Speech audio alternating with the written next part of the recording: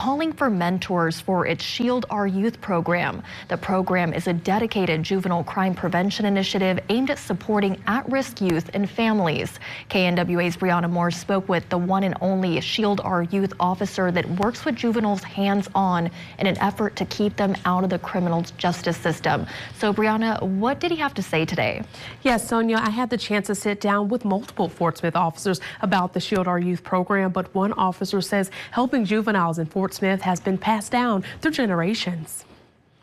Every adult was that age once making decisions as well, and I was that kid that, was making wrong decisions, and my mom thankfully, corrected me and made me the man I am today. This is what Blake Scott, the Shield Our Youth officer, had to say about how important it is to stay involved with juveniles in their community, something he saw his mom, Belinda Scott, do in Fort Smith for decades. My mom, she was started off at DHS and then worked her way up to Comprehensive Juvenile Service Assistant Director here in Fort Smith, and so she's been dealing with juveniles for over 25 years, but she passed in July of 2023. Officer Scott is following his mother's legacy as the only officer assigned daily to the Shield Our Youth program, an initiative to help at-risk youth and families in Fort Smith. So, we get a lot of calls, and it could be something as simple as somebody calling 911 saying a kid has a vape or something at school. So I will arrive, I'll speak to the kid. But Scott says it's more than just a call.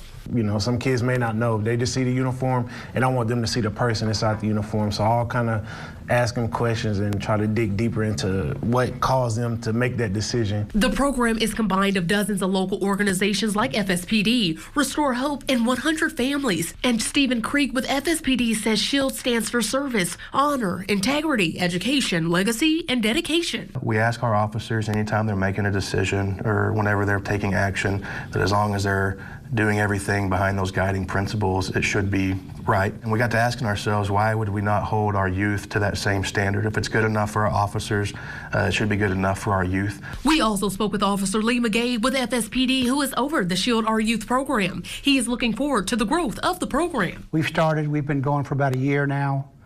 We've got some good success stories, but right now we're in an initiative trying to get mentors to join in on the program. Mentors can sign up by filling out an easy form online and completing a background check.